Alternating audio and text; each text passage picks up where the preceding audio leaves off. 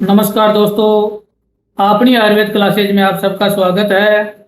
हम औषध द्रव्य परिचय के बारे में अध्ययन कर रहे थे और औषध द्रव्य परिचय के अंतर्गत हमने एक नई सीरीज लेके आए हैं जिसका नाम है जंगम द्रव्य। इससे पहले वाली जो सीरीज थी वो थी अपनी औद्भिद द्रव्य पे, जिसके अंतर्गत हमने औद्भिद मीन्स होता है जो पृथ्वी पे उगने वाले जो प्लांट हैं उनसे बनने वाली जो औषधियाँ थी या द्रव्य थे उनके बारे में हमने अध्ययन किया था।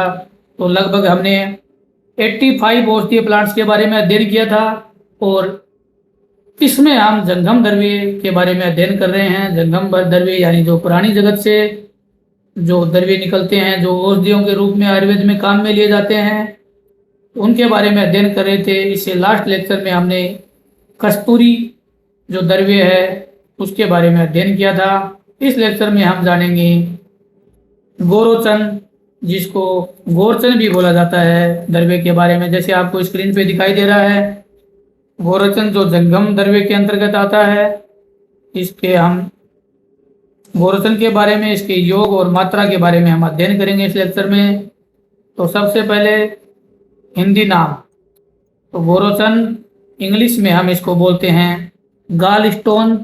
इसके साथ ही संस्कृत नाम है गोपित, गोरोचना है, रोचन, गोरी, रोचना और मध्यलया। मध्यलया अभी हम जानेंगे। जो गोरोचन रहता है ये गाय या बैल के पित्ताशय में होने वाली एक पथरी होती है। इसके साथ ही जब गाय या बैल मर जाते हैं तब मरे हुए पशुओं के पित्ताशय से गोरोचन निकाल लेते हैं। जीवित गाय बैल के पित्ताशय से भी छेदन करके गोरोचन निकाला जा सकता है, लेकिन हम ज़्यादा इसको मरे हुए जो पशु होते हैं उसके अंतर से ही इसको निकालते हैं।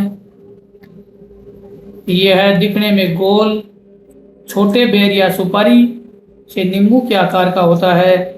यह हल्का, किंचित और मृदु होता है। तो सबसे पहले हमको पता होना चाहिए कि गोरोचन मिलता कहाँ से है। तो ये गाय या बैल के जो पित्ताशय यानी गाल ब्लैडर रहता है उसके अंदर से हम मरे हुए पशुओं से निकाल लेते हैं, जो आयुर्वेद में औषधि के रूप में काम में लिया जाता है। अब हम आगे जानेंगे तो इसका वर्ण यानी इसका जो रंग होता है ये पीत या धूसर पीत या रक्तआभ नारंगी रंग का होता है। इसमें मृदु सुगंध व रस में तिक्त प्रतीत होता है, यानी रस रहता है इसका कड़वा रस रहता है और मृदु सुगंध आती है। पीले या धूसर पीले या रक्त यानी लाल आभ का वाला नारंगी रंग का ये दिखने में होता है।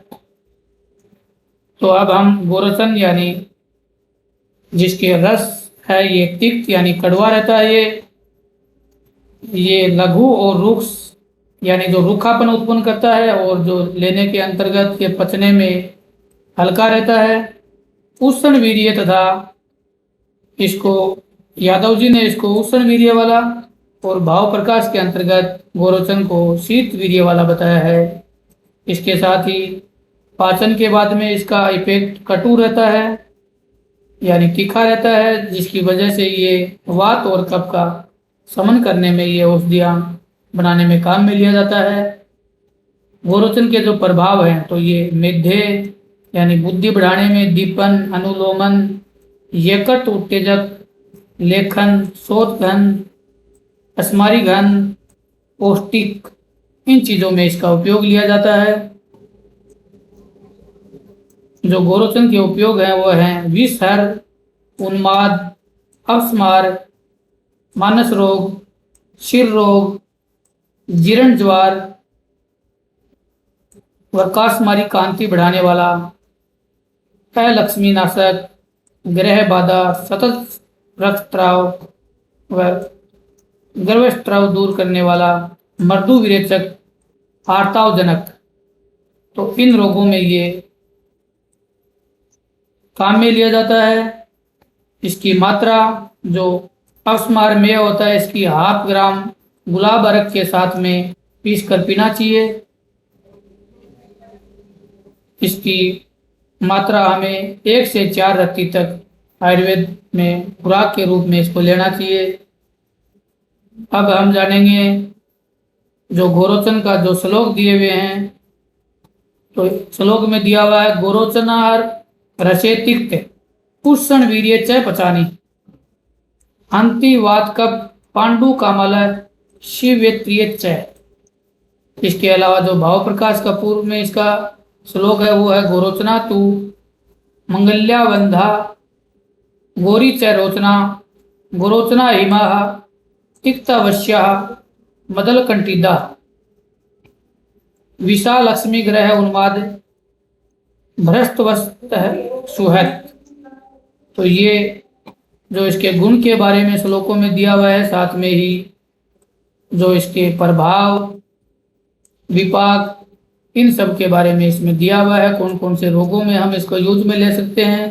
तो इस लेक्चर में हमने जाना गोरोचन जो गाय या बैल के गाल ब्लेडर यानी पित्ताशय से मिलता है, जो आयुर्वेद में जड़ी बूटी के रूप में काम में लिया जाता है, इसके बारे में हमने इसको इंग्लिश में हम गाल स्टोन भी बोलते हैं, विस्तार से हमने अध्ययन किया।